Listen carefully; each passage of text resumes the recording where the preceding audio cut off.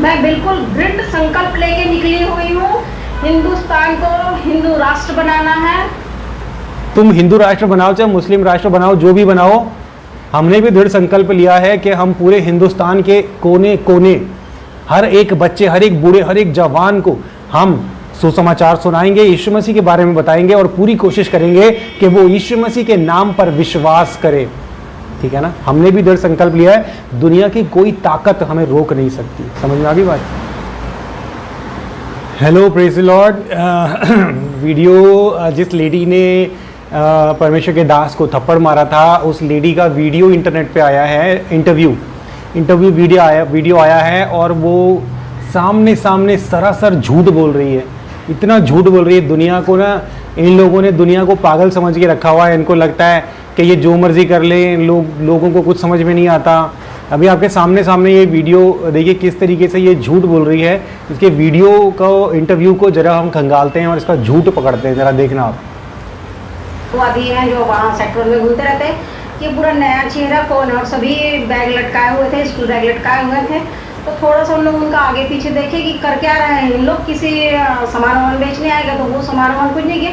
फिर दो की संख्या में सड़क, सेक्टर 1 में सड़क 6, 7, 8 और सी मार्केट में दो की संख्या में बढ़ गए। बढ़ने के बाद हमारे भाई लोग भी ध्यान रखते रहे कि लोग बढ़ क्यों रहे, क्या कर रहे हैं। तो बाहर में जितने महिलाएं थी, बुजुर्ग थे, उनके पास जा के उन लोग यीशु मसीह का प्रचार कर रहे थे। देखो आप लोग कितने गरीबी में रह रहे हैं, आपका जो तबीयत खराब वाले बुजुर्ग बैठे थे, देखो तबीयत खराब है आपका।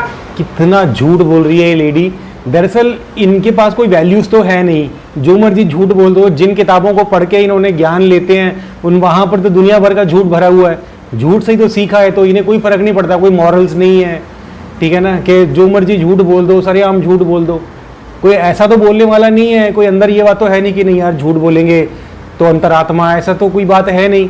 जैसे हम हैं तो हम डरते हैं हमारे परमेश्वर से कि हमें झूठ नहीं बोलना है, लेकिन इनका ऐसा कुछ तो है नहीं, है ना? तो कितना सरेआम झूठ बोल रही है ये लेडी।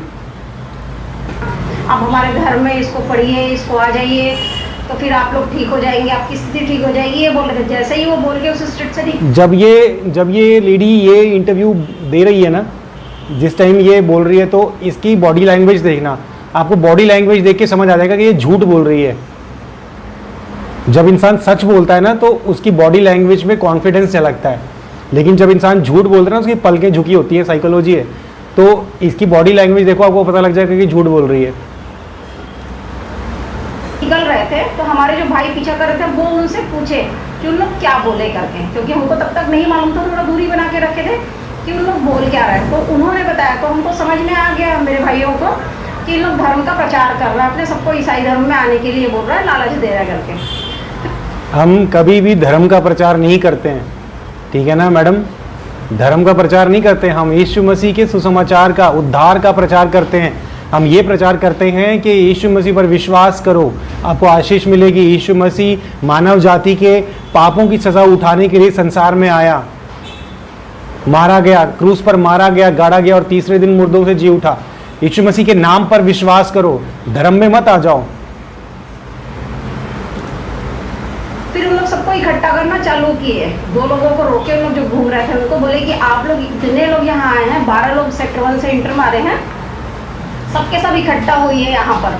आप लोग यहाँ पर आके सबको लालच दे रहे हैं और क्रिश्चियन धर्म अपनाने के लिए बोल रहे हैं करके।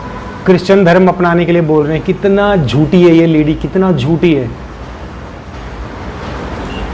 तो फिर उन लोग बोले नहीं ऐसा कुछ नहीं बोलते, मेरे पास आप लोग जहाँ जहाँ जाके बोले हैं सबसे मैं बात किया हूँ और सबको इकट्ठा कीजिए। तो फिर उन लोग सबको फ़ोन करके इकट्ठा करने लगे। तो महिलाएं इकट्ठी हुई, तो मेरे भाई लोग 3-4 जो अपने वही सेक्टर 1 के हैं, जो हिंदूवादी विचारधारा के हैं, जो उनका पीछा कर रहे थे, वो महिलाएं उन पर हावी हुई। उसी बीच में मेरे भाई लोग मुझे भी फ़ोन किए, क्योंकि मेरा देखना कितना झूठ बोल रही, महिलाएं उन पर हावी हुई। मतलब ये लोग जो अपने आप को दबंग दिखाते हैं, इनके ऊपर महिलाएं हावी हो गई। झूठ देख रहे हो आप, कितना बड़ा झूठ है। कहते महिलाएं उनके ऊपर हावी हो गई, जो सुसमाचार प्रचार कर रही हैं, जिनके मुंह से एक शब्द नहीं निकला, जिस दौरान ये वहां पर हल्ला मचा रही थी, एक शब्द उनके मुंह से नहीं निकला, और ये कह रही कि महिलाएं उन पर हावी हो गई। कितना बड़ा झूठ है। घर थोड़ा सा दूर में है, मैं सड़क 30 में रहती हूँ।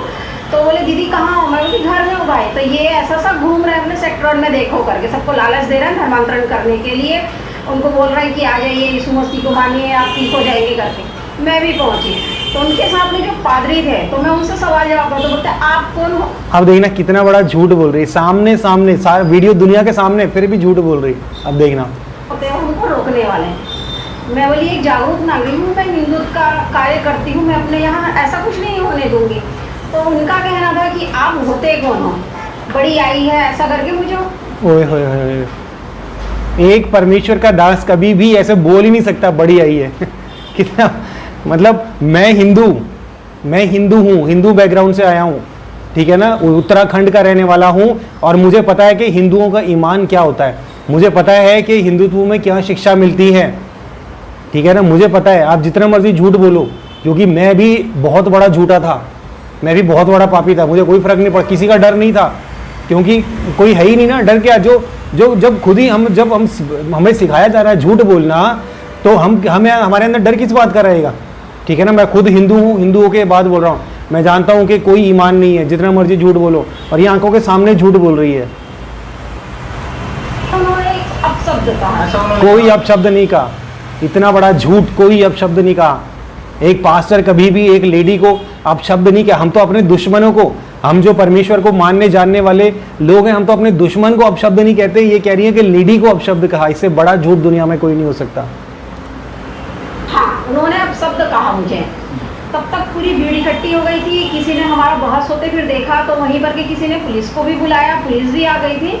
जब उन्होंने अपशब्द कहा मुझे, तो मैंने एक थप्पड़ उनको मारा, तो उन्होंने बेशरम टाइप की और कहा, और कुछ कर सकती हूँ। बेशरम टाइप की और पता नहीं क्या कहा, देखना कितना बनावटी हो। वो दांत दिखा के मुझे ऐसा बोले, मतलब सीधी सी बात है, मुझे और वो चिढ़ाने लग गए। और कुछ कर सकती हो, देखना और कुछ कर सकती हो क्या कि मैं। बात यह है कि इनकी हो गई FIR, तो इनको अपना पक्ष तो रखना ही पड़ेगा ना, झूठ बोलें सच बोलें, ठीक है। इनके अंदर ऐसा तो कोई है नहीं, मेरे खिलाफ भी FIR हुई थी, ठीक है ना। पूरा का पूरा उत्तराखंड नंगी तलवारें लेके मेरे पीछे आया था, और अकेला था मैं, कोई नहीं था मेरे साथ। FIR भी हुई बाकायदा, मैं थाने में गया, वहाँ पर जाकर सामने बैठा, SHO साहब के सामने बैठा, और वहाँ पे उन्होंने जो पूछा सब सवालों के जवाब दिए, और वहाँ से वापस आया हूँ, ठीक है ना। और कुछ भी झूठ नहीं, कोई बात नहीं बदली, जो किया वही बोला वर्ड टू वर्ड। लेकिन ये बात को सामने सामने बदल रहे हैं, क्योंकि हमें पता है कि हमारा न्याय करने वाला, हमें बचाने वाला हमारा परमेश्वर जीवित परमेश्वर है, लेकिन इनके पास तो ऐसा कुछ है नहीं ना, तो ये झूठ का सहारा ले रहे, सामने सामने झूठ का सहारा ले रहे हैं, ठीक है ना। मैं कुछ करूं, तब मैंने उनका गला पकड़ा। मैं कुछ करूं, देखना कितना झूठ है, देखना। मैं बोली आगे कुछ बोले तो मैं गाड़ के रख दूंगी, पुलिस वाला समझ रहे हो आप। गाड़ के रख दूंगी ना, तो ये मत समझना कि वो इंसान है ना, जो ये मत समझना कि वो कुछ नहीं कर सकता था। वहां भी लेडीज खड़ी थी, ठीक है ना, आदमी हाथ नहीं उठा सकता था, लेडीज तो चमाट रख सकती थी ना आपके कान पे, ठीक है ना। कोई ऐसा तो है नहीं, वहां पे तो 3-4 थी, आप अकेली थी, ठीक है, तो वो भी चमाट रख सकती थी। लेकिन पता क्यों नहीं मारा उन्होंने? क्योंकि हमें ये सिखाया ही नहीं गया। हमें सिखाया गया है कि अपने सताने वालों के लिए प्रार्थना करो। वो मनी मन आपके लिए प्रार्थना कर रहे होंगे, इस वक्त भी वो आपके लिए प्रार्थना कर रहे होंगे कि परमेश्वर इस बहन को माफ कर दो, ये नहीं जानती कि ये क्या कर रही है। ये हमारी शिक्षाएं हैं, ये हमारा मूल है, ये हमारे संस्कार हैं। तो फिर पुलिस भी नहीं बचा पाएगी आपको अगर मेरे साथ बदतमीजी की है तो। ये मेरा शब्द है, जहाँ मेरा वीडियो वायरल हुआ है, आप सभी ने सुना होगा कि अगर बदतमीजी की है यहाँ तो मैं गाड़ के रखूंगी। और ये मैं बिल्कुल कुछ भी नहीं है तुम्हारे बस का। तुम्हें सिर्फ लड़ाई झगड़ा दंगे फसाद करना आता है, तुम्हें सिर्फ नफरत फैलाना आता है, तुम्हें सिर्फ हिंसा करना आता है, झूठ बोलना आता है, इसके अलावा तुम्हें कुछ नहीं आता। और मैं तो ये जो हरकत हुई है ना, जो हरकत आपने करी है, इसके लिए मैं आपका शुक्रिया अदा करना चाहता हूँ। आपको पता है, आपकी इस हरकत से दुनिया को पता लग गया कि आपका स्वभाव कैसा है, आपके संस्कार क्या हैं।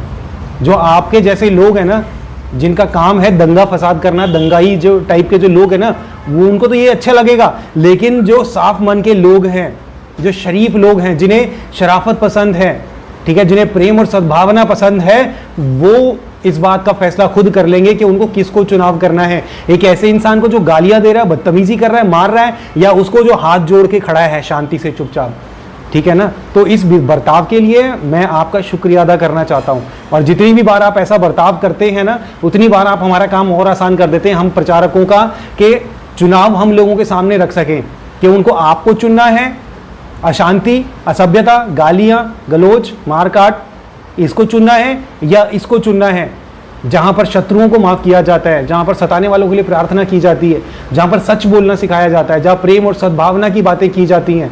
कैसा भविष्य चाहिए आज हमारे देश को, हमारी जो आने वाली पीढ़ी है वो कैसी हो, इनके जैसी हो जो गाली गलौज करते हो, अशांति फैलाते हो, या उस व्यक्ति के जैसी हो जो इतना सब कुछ झेलने के बाद भी वहां पर हाथ जोड़ के खड़ा हुआ है। एक कहावत है ना, कहते हैं कि फलदार वृक्ष हमेशा झुका रहता है।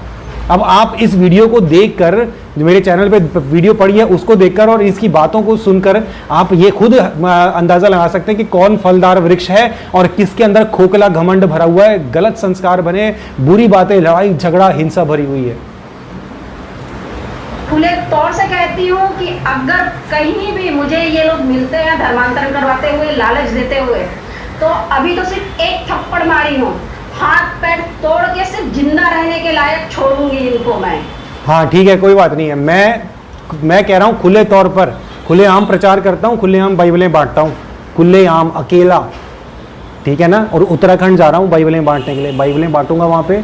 और आने वाले टाइम में अगर मुझे मौका मिला तो उत्तर प्रदेश भी आऊँगा और मध्य प्रदेश भी आऊँगा, और वहाँ पर भी खुलेआम बाइबलें बांटूंगा, बाइबल बांटूंगा, लोगों को समझाऊंगा, लोगों को बताऊंगा यीशु मसीह के बारे में।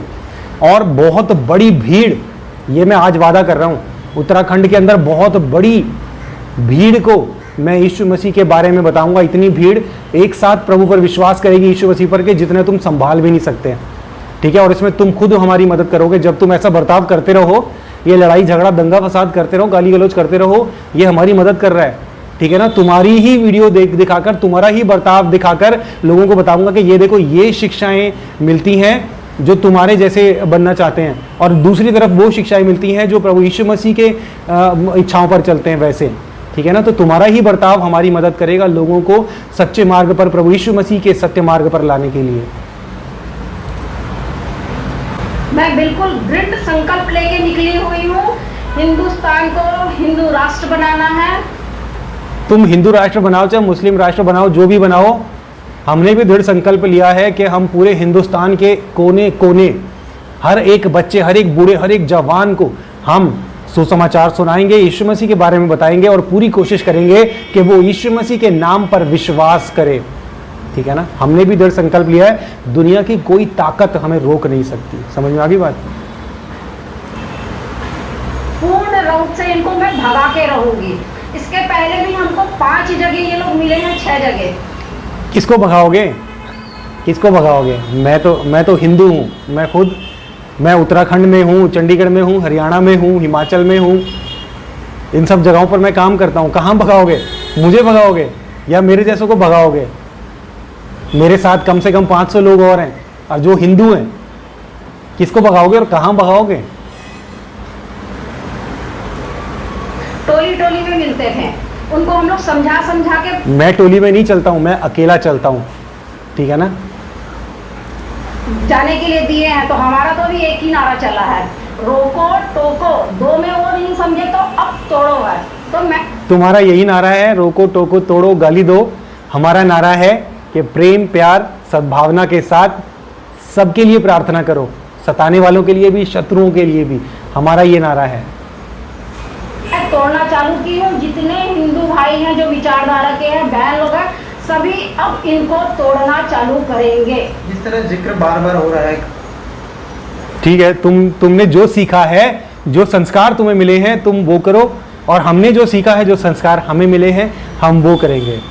तो आपने देखा, इंटरव्यू थोड़ा सा बचा हुआ है, किस तरीके से, कितना सरेआम, मतलब वीडियो हमारे सामने है, फिर भी ये जरा सा भी झिझक नहीं रही है लेडी झूठ बोलने में, और भर भर के झूठ बोलने में। तो यही इनका काम है। आप देखिए, जो आम जनता है, जो इन दोनों सारे प्रकरण को जानते हैं, उनको मैं दिखाना चाहता हूँ। ये उदाहरण आपके सामने है कि किस तरीके से झूठ और मार पिटाई, हिंसा, अपमान, निरादर, ये सारी चीज़ें जो हैं इनके अंदर से, इनके स्वभाव से निकल कर आई हैं, और किस तरीके से हमारे अंदर से प्रेम, सद्भावना, अपने शत्रुओं को माफ करना, अपने न्याय के लिए खुद पर नहीं, किसी इंसान पर नहीं, बल्कि उस जीवते परमेश्वर पर, एकमात्र सच्चे जीवते परमेश्वर पर निर्भर करना, ये हमने सीखा है। तो ये आपने देखा, अब चुनाव आपके सामने है। मैं आपसे कहना चाहता हूँ कि आप यीशु मसीह के बारे में जानिए। यीशु मसीह किसी धर्म का प्रभु नहीं है। हम ईसाई धर्म को नहीं मानते हैं, मैं ईसाई धर्म को नहीं मानता हूँ, मैं यीशु मसीह को मानता हूँ, यीशु मसीह के नाम पर विश्वास करता हूँ।